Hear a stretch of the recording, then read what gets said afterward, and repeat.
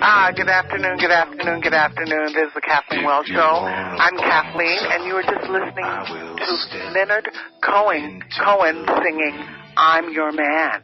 And my guest today, Randy Credico, is telling New Yorkers that he's their man. He's New York City's man. He's running for mayor of the city, and we're going to talk to him about that. But before I bring on my guest, what is headlining in the news today? Well, I was just watching, let's see, Hillary Clinton testifying before the Foreign Relations Committee in the House regarding the Benghazi incident, the Benghazi attack.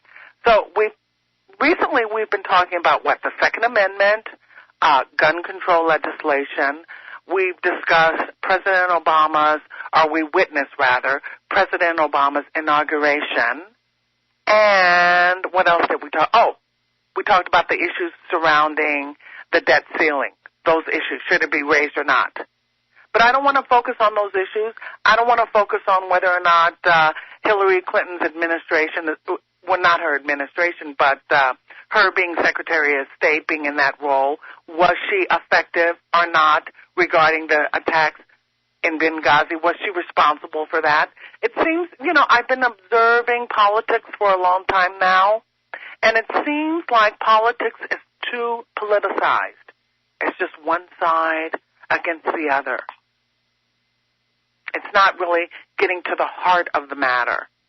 So Randy Credico, my guest today, is telling us that he is the mayor for New York City. He is the 99% candidate. He is the candidate for 99% of New Yorkers. I want to ask him, what about the other 1%? So, Randy, are you on the line? Yeah, hi. A lot of people say in Credico, it's Credico, even though it's the bastardized version from my great-grandparents who came here from Italy in 1897. But it's actually Credico is the way we pronounce it here, Randy Credico. Randy Credico, and I said I mispronounced your name. So it's Randy Credico. So, Randy, the last time I spoke with you, you were running against Chuck Schumer in the U.S. Senate. Bring us up to date. Well, running against Chuck Schumer, who you saw as the master of ceremonies at this, inauguration for the puppet president of the United States yesterday. And he, of course, made sure he had a prominent role. He's still Chuck 1% Schumer, who you'll hear talk about the middle class. When you hear these politicians talk about the middle class, that means they don't care about the lower class, they don't care about the homeless, they don't care about the 3 million people in prison. It's just the middle class. It's a bromide that, a soporific bromide. The middle class is the middle class. There is no middle class left. It's just the voters is what he's saying that do vote. That's all they're concerned about. They got it down to a science. Who's going to show up and vote? And Schumer couldn't care less about people of color.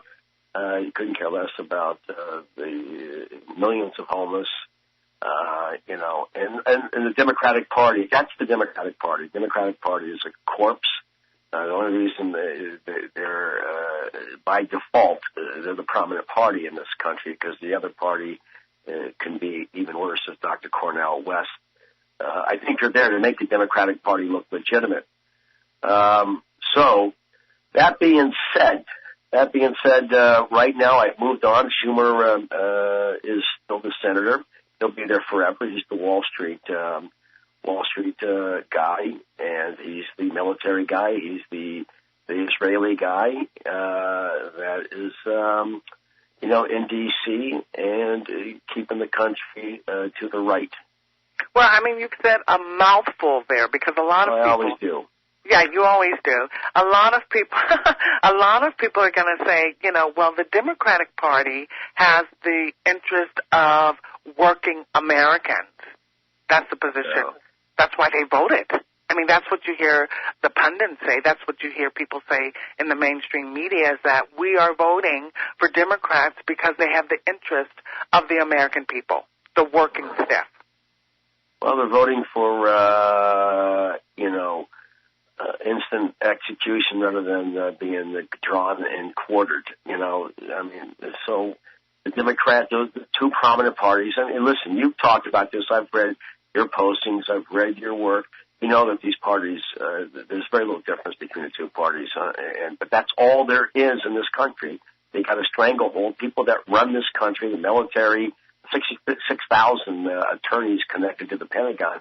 They run the country, you know, and Wall Street runs the country. This is a big leap of a democracy, and people did vote, yes, for the Democratic Party, because it's, you know, outside of armed struggle, what do you have? You have nothing left. You don't have an alternative party here that has a chance to succeed in this rigged system. It's a rigged system.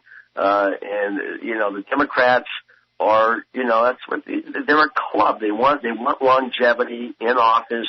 They represent. They're all basically puppets for the people that run this country, and they get pensions after 6-8 years in office. And then when they leave office, they all become wealthy. In the meantime, we do the bidding of those who run this country behind the scenes.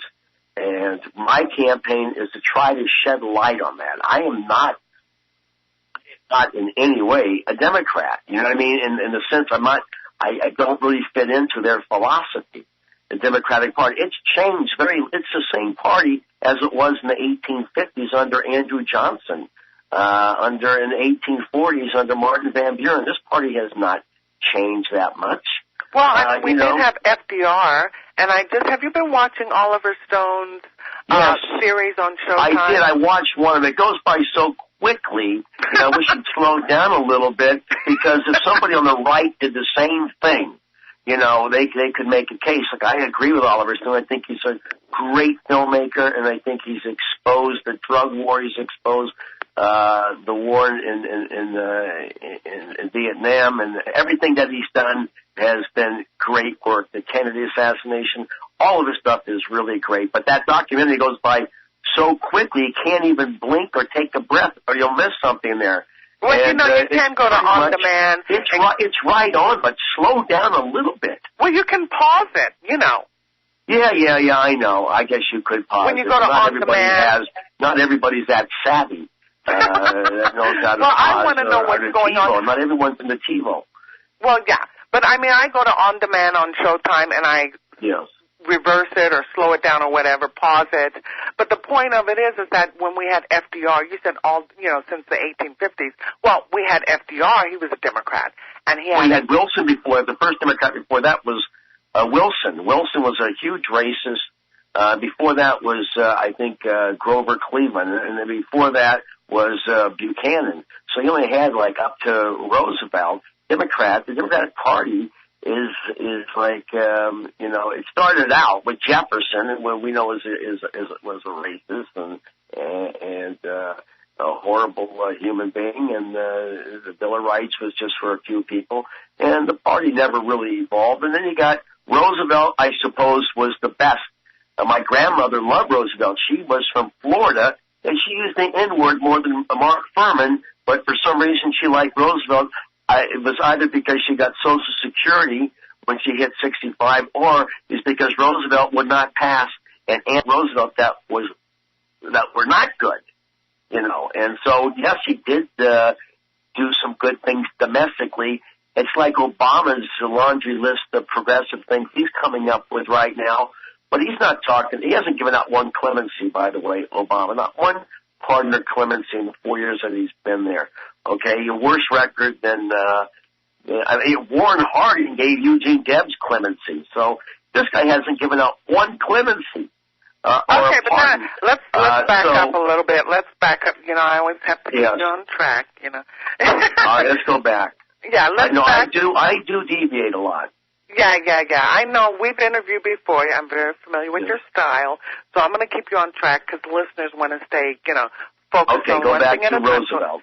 Yeah, let's back up a little bit because, so getting back to Roosevelt and that Oliver Stone series, I saw in the series that he had during as his vice presidential candidate, who was vice president, was Henry Wallace. I'm really interested in this Henry Wallace right now. Are you familiar with his record? Yes, I'm a Henry Socialist. Henry Wallace, a great guy, and he ran as the socialist president in 1848, Wallace, and that was in 1840 when the country was still kind of isolationist when he was put on the ticket.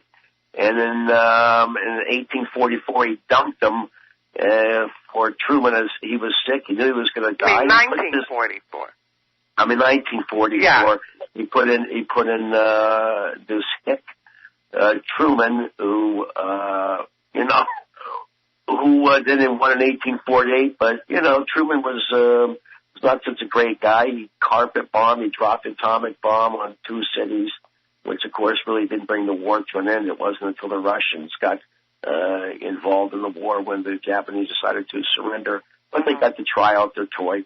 And it was racism behind the decision to drop that bomb. And it was, why did he, I don't know the conclusion by Oliver Stone, and that, cause I didn't see that part.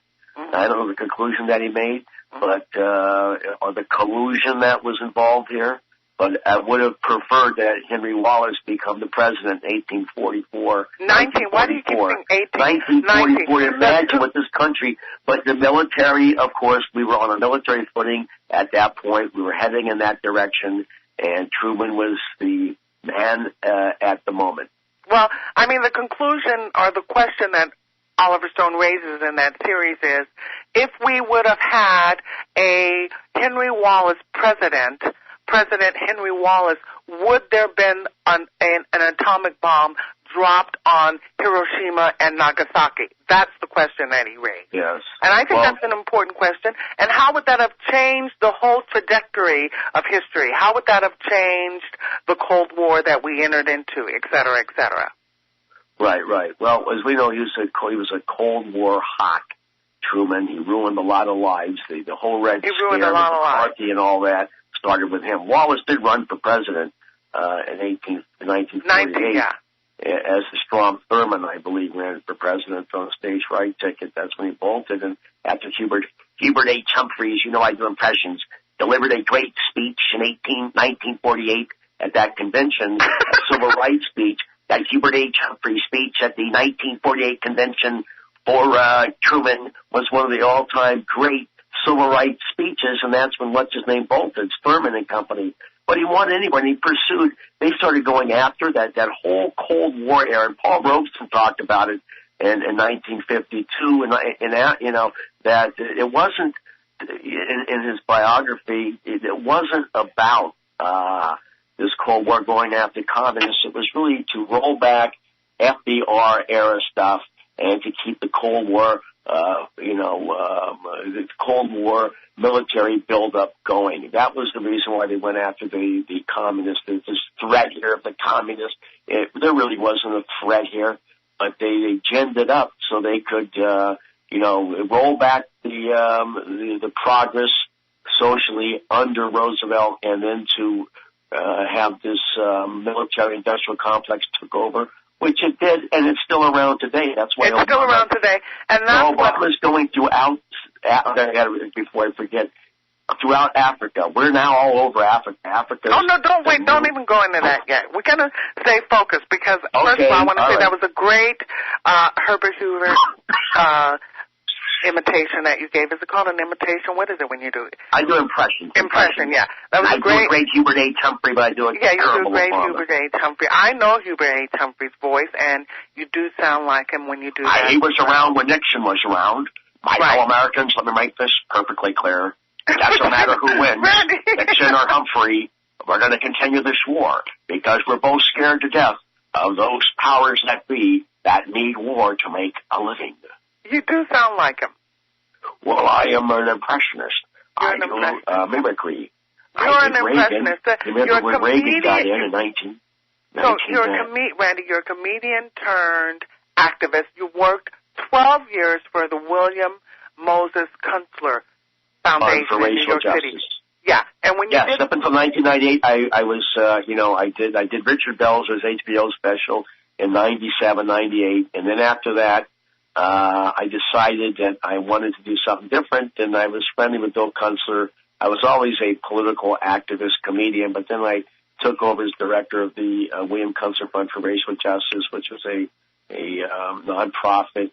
I was a low-paid director, and we got involved in New York City and the drug war and death penalty stuff. I worked with his daughters, Emily Kunstler and Sarah Kunstler, and the mother, his widow, who's still my closest friend. And we got involved in New York's racist drug laws, where the drug war really started, mandatory minimum started in New York State, 1973, under Rockefeller, just 2 years after the massacre at Attica. He imposed these drug laws, which has resulted in hundreds of thousands of African Americans and Latinos to be jailed. Okay, we're gonna take a break, but when we come back from the break, I want you to explore this issue about the drug law, because you spent a minimum of 12 years on that issue. Keep me on for the next half hour, is that it? Say that again? You're going to keep me on the next half hour, is that it? Yeah, don't you want to stay on? I mean, fantastic. We're going to talk about the drug law when we come back from the break, and then we'll segue into... Stay focused, Kathleen. Stay focused. You're the one that I'm trying to keep focused. I know. A lot of detours. We've been here before 1,000 times. Anyway, we're going to take a break right now, and when we come back, we're going to talk to Randy about the drug laws. He worked with the drug laws in New York City for a minimum of 12 years. We're going to focus on that, and we'll also get an up-to-date on his bid for the mayor of the city of New York. So we'll be right back. Come back and join us on the other side. Okay, hi. Welcome back. This is the Kathleen Wells Show on KCAA, the station that leaves no listener behind. And I'm on the line with my guest. I'm delighted to have him, Randy Credico. Did I say it right, Randy? Yes, that was perfect. Thank you. I went to school there near San Bernardino. I grew up in Pomona, California. I was born in Monterey Park and went to school in Pomona, California. Went to Pomona High School, went to Emerson Junior High School, went to Allison and Monte Elementary School. And a shout out to all of my friends and, family that stood out to my sister Robin, my cousin Don, and Tammy, and everybody else I went to school with. And I know they're listening right now. I was a product of Highway 10, I took Highway 10 to 15 to all the way to see my folks in Las Vegas, where they, may the rest in peace, are buried. Oh, my gosh, I didn't even know you were from this part. My father, I'm a lot older than you are, but, my father ran, and my mother worked there, too, at a place in Ontario called the Royal Tahitian.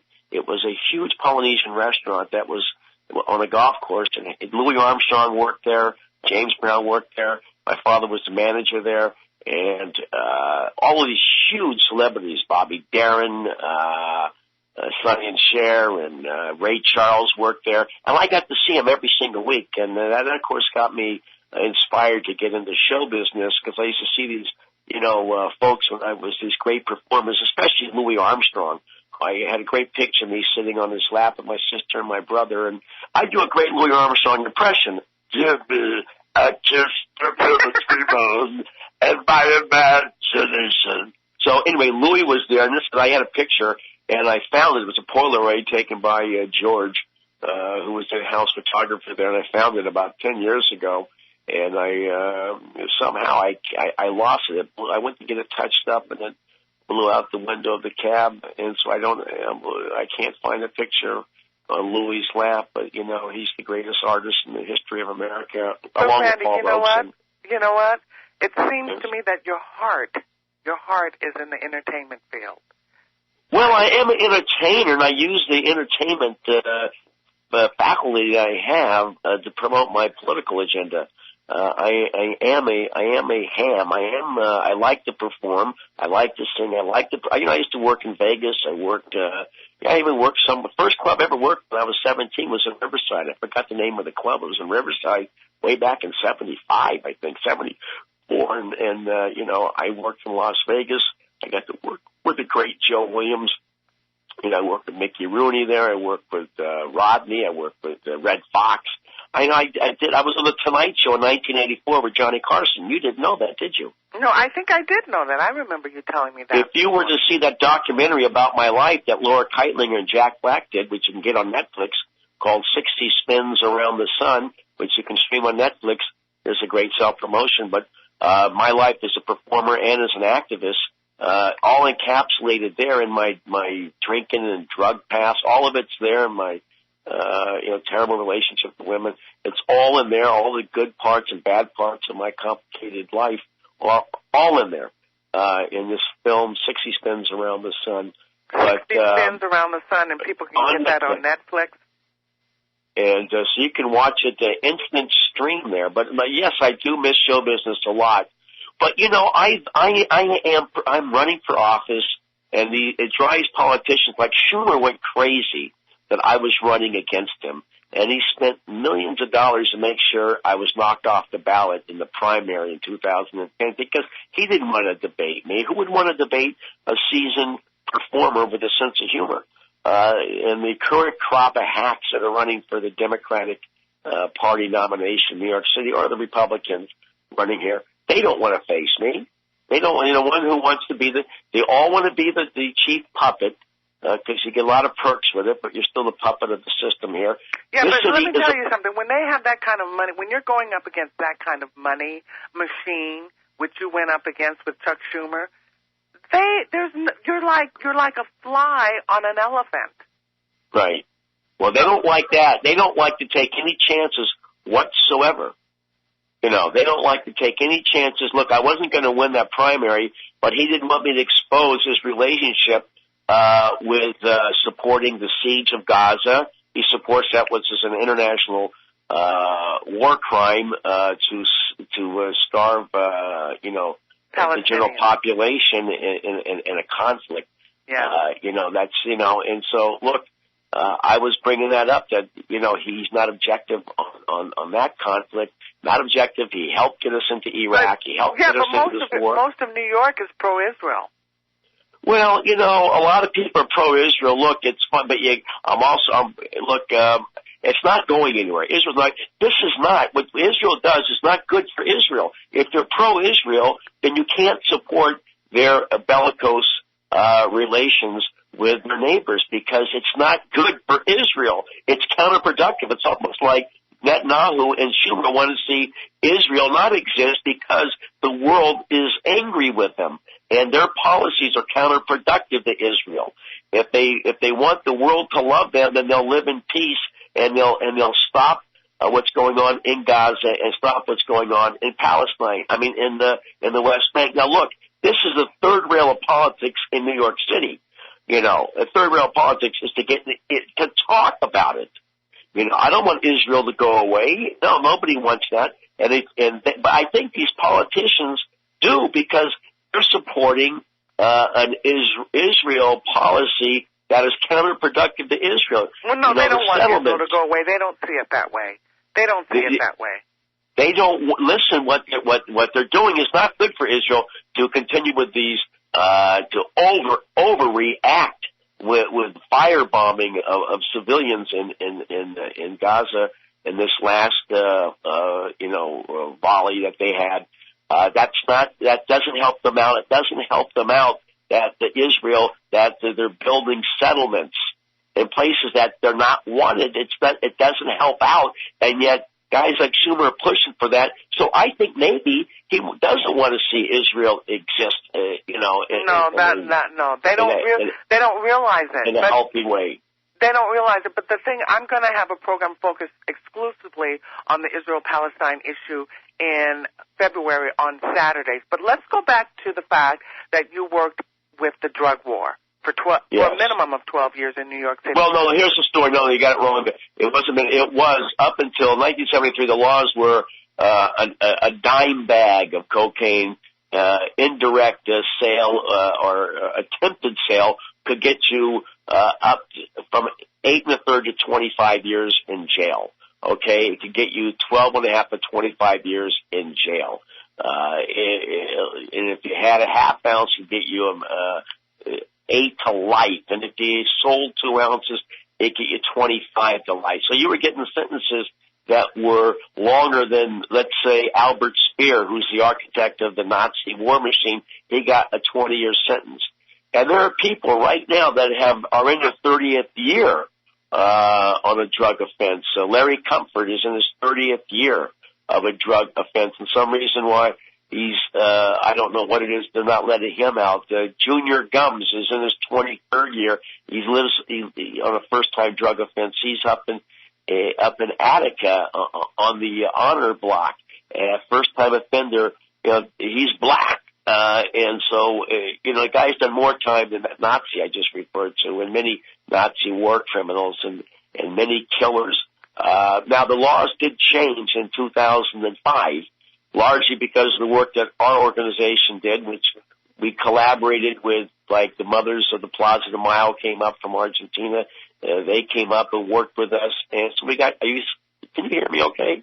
Mm-hmm. Yeah, I hear you fine. Okay. And the laws were modified in 2004, in effect 2005. And one of the provisions, they changed it to now you can get 8 years up to 20 years as opposed to 15 to 25 to life. But you can get 8 to 20, which is no walk in the park, and you still can get 12 years for a nickel bag attempted sale. So those were the changes, which weren't much, but fewer people are going in. But those who are going in, replacing the 56,000 people that are in prison, 5.5 times larger than it was when Attica had its uprising, are all blacks and Latinos on. It's all blacks and Latinos. All blacks and Latinos are going in, getting criminalized, getting their DNA taken. Right. So why address the fact that why are our police forces targeting blacks and Latinos? That will end under Credico mayoralty. It would end under my mayoralty, because that's what it's about. The jobs of the court system, of the police officers, round up black people. The court system is to put them in prison, and the phony appellate divisions are there to keep blacks in prison. Okay? That's what's going on. That's why you have 2.4, whatever, the millions of people in prison, one-fourth the world's prison population. Louisiana, they may as well have convict leasing again, where they just pull them off the street. And but why are they doing this? Why? Why are they doing it? Because we live in the most racist society on the planet, and we live in a vile society, and you don't have leaders that are strong enough to combat it. And then you have this on a federal level. Why do you have it? Well, let me tell you something that will really shock you. In 2009, January 18th, when Barack Obama was sworn in, a company by the name of Correctional Association of America, CXW, as its listing on the stock exchange, was trading at $8 a share. Okay, it is now trading at $36 a share. Okay, 4 years later, they build private prisons for the federal government and some state governments, and they build private detention centers. So they've done very well under this president, and there's an economic stake to be made here. But you're not suggesting that they would have done worse under a President Romney? No. It's the same. They may have done even better under Romney. Maybe the stock go up another $1. I don't know. But this is what you had to offer. Okay, yes, Mussolini was better than Hitler. No question about it. And if I lived in Italy, I'd rather have Mussolini than have Hitler there. No question about it. Okay? That doesn't mean that I would want either one of them, and I don't like to use fascist analogies. It's not fascism here. It's creeping fascism. 2.5 million people in prison, is just a little bit less than there were in chains at the outbreak of the Civil War in the South, okay, who were slaves. So what am I supposed to call it? I mean, why isn't Barack Obama addressing this? He hasn't mentioned it. That's the question I want to ask you. Why isn't he addressing that? Listen, at his inauguration, he, listed his issues that he would address. And I think they were like marriage equality and climate change. Oh, give me a break here, man. It's all lip service on big issues that are not going to happen. He's going to keep the frackings going on. They're not going to cut down on some of these poisonous emissions. You can say that. Here, it's like George Bush's 1,000 points of life.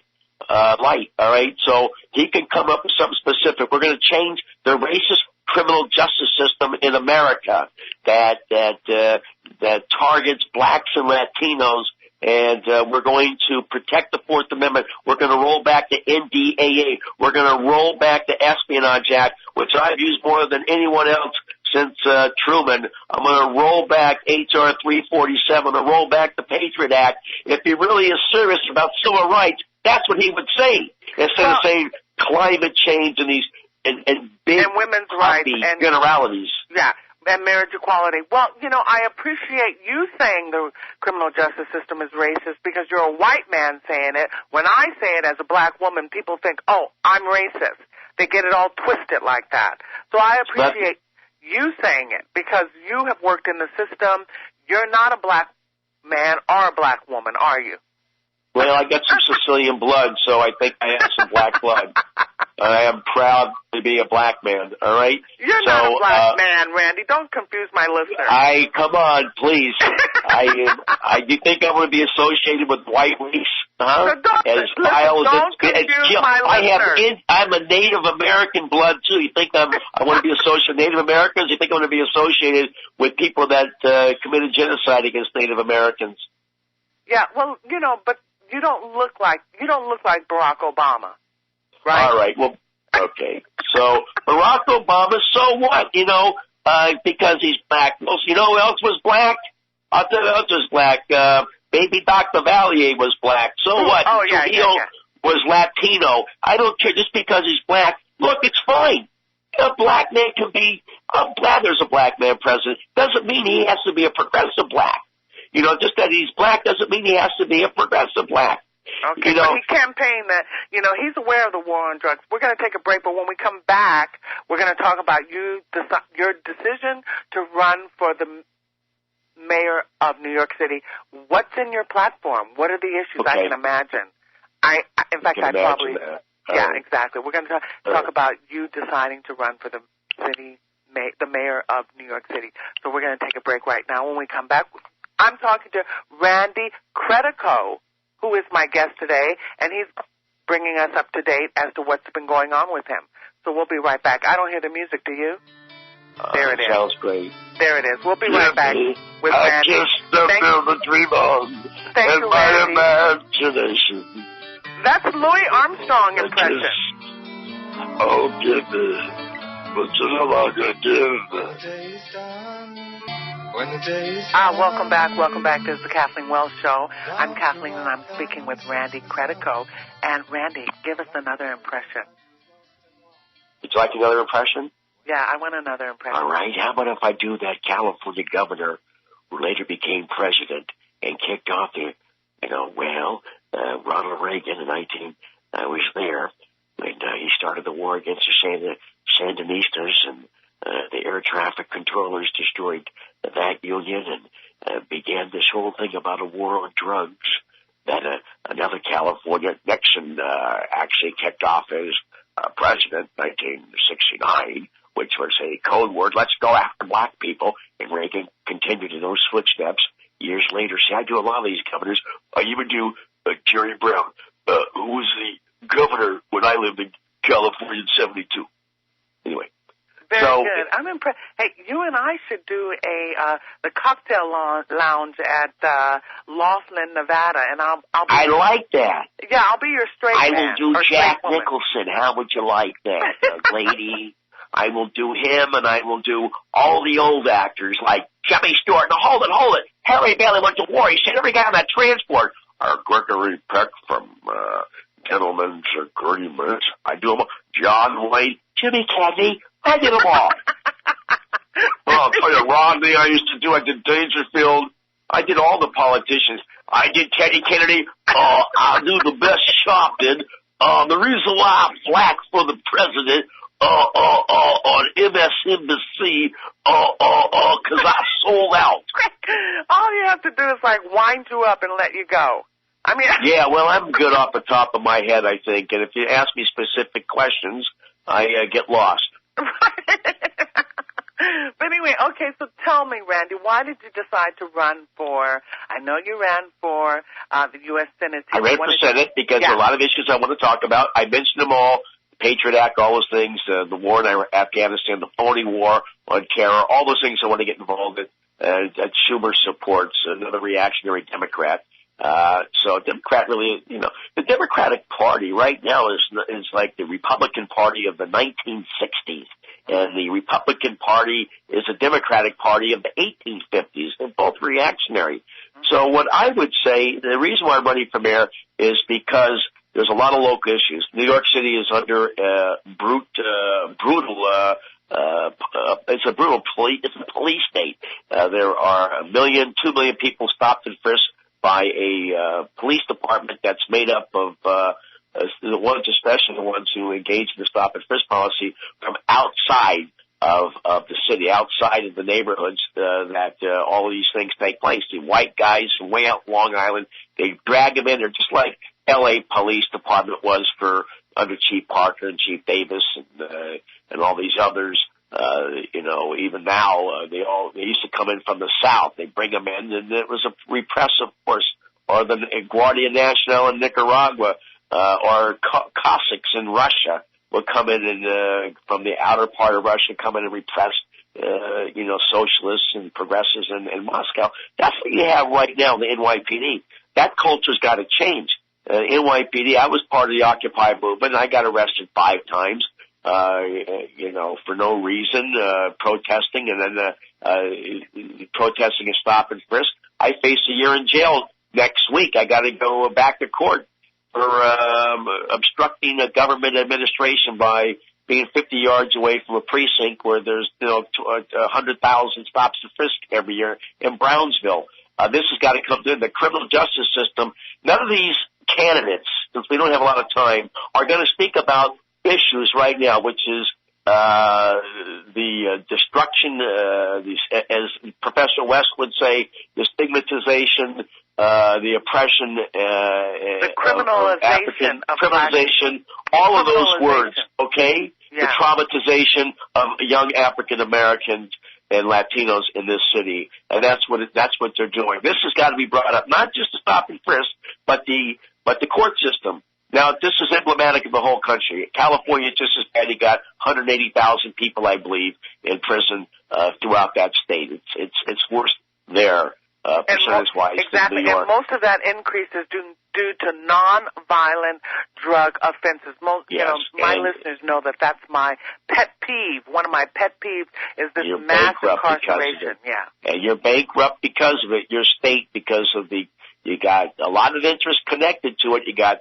the prosecutors, you got the judges, you got the bail bondsmen, you got the court officers, you've got the prison buses, you got the prisons, you got the construction workers for the prison, you got the people that supply the prison, you got the people that put in the beds, all that kind of stuff involved, the parole officers. It is a monster, and it's like the prison, it's like the military-industrial complex. You got the prison-industrial complex, and it is going to be a tough one to extricate from, its position in California and the rest of the country. It's there, and it is a cancer. It's a leviathan, which means a big, huge, humongous monster. Now, when you talk to your audience... would you please send that to me on Facebook so I can use that in my... a leviathan. Are you familiar with a leviathan? Yes. Yeah. Well, I thought that was some kind of mouthwash. You thought it... No. It's a huge... Flavors. I'm sorry. Listen. So how do your audiences, not audiences, I want to say your potential constituents, respond to this message that you're giving them in New York? Well, look, I'm not going to water down my act. I'm going to tell people this is my they like it. Act. Don't call they it like it. It's not an act, but I'm honest. The other, the 5 hacks that I'm running against who are careerists, who are in there for the pension and they're puppets on a string from the same Hollywood studio. They're going to say whatever they're told to say to get to that so-called middle class that votes. I'm going to say the truth. I'm going to be honest about it. I'm here. If you look at my platform, Credico, Credico2013.org, Credico2013.org, you will see the most progressive, the most radical, the most inventive, and the most complete, thorough platform.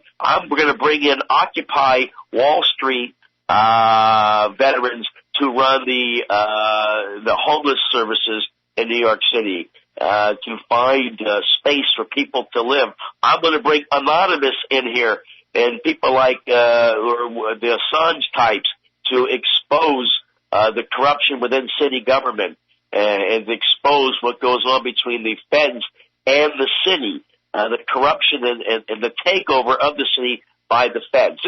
They're not going to let someone like me run this city. You understand? It's run by that's what I was much bigger. Say. There's no way that's going to happen. They're not going to let. They're not going to let me run it no more than they're going to let me star in the Wizard of Oz. All right. So who is your opposition? Opposition is a public advocate, which is a misnomer. He's no more than a public advocate. Bill de Blasio, who's not even Italian. He says it's de Blasio. He's really German, but it's not. You can't win with a German name. Who gets a lot of money from the housing, business, and then you got the speaker of the city council, Christine Quinn, who's I really call her the mayor running for his fourth term in drag with a red wig on, because she has been a collaborator. You remember Quisling? We had Quisling, the Norwegian leader who collaborated with the Nazis, and that became an eponymous word for a traitor. Quisling. Well, here it's been renewed. The new word is Quinling, because Quinn has collaborated with the mayor on everything, whether it be repressing Occupy Wall Street, keeping the minimum wage under $10. The minimum wage is $10 in New York? Less. It's $7 to $8, not allowing it to go. And the city workers that, if you get money from the city, a contract, we said $12 an hour for those people. And so she watered it down. He was restricted to 2 terms. They did an in-run on the city charter where he got a 3rd term, and the quid pro quo is that she would be supported by his billions of dollars.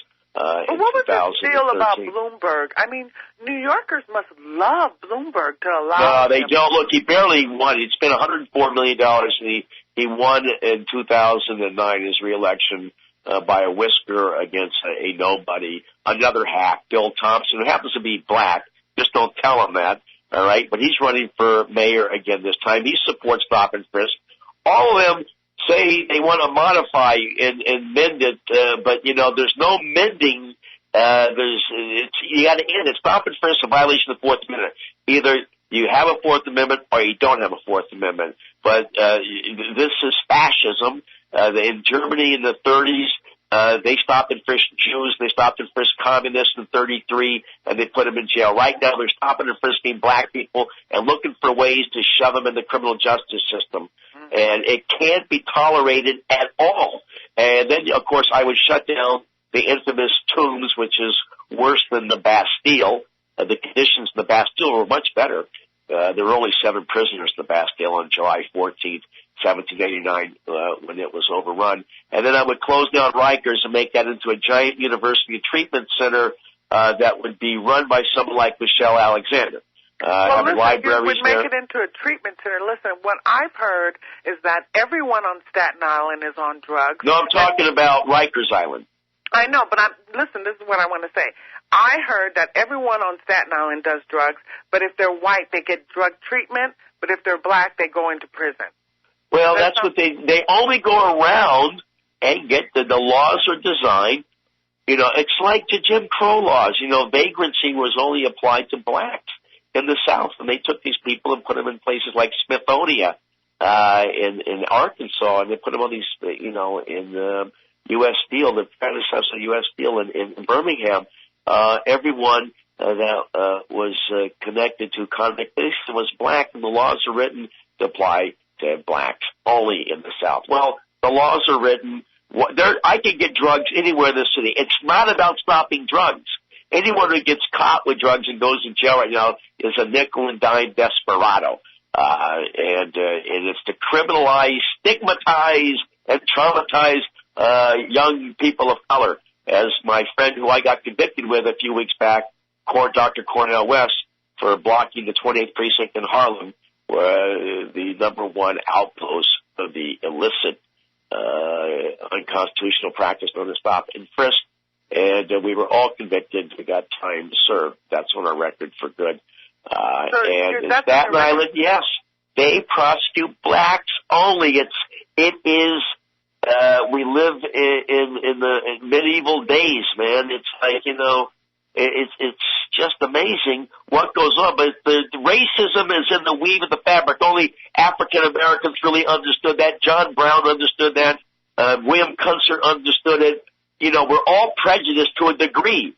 Am I prejudiced? Yeah. I mean, I was brought up with, it's in my blood. It's in the weave of the fabric, less so than 99.9% of white people, but we still got that disease in our blood. Well, I have a piece right now on Huffington Post, and I differentiate between racism and prejudice. And so I have a piece on Huffington Post. You can find that. It's Kathleen Wells, Professor Robert Jensen. I love your writing, by the way. Your writing is brilliant, and it's right on, and it's poignant, incisive, intelligent, and educational. I want you to work for the Credico administration. I'm going to put you down as someone I would add as my chief writer. Well, no, I thought we were going to do like a gig in one of the, places in Laughlin, Nevada.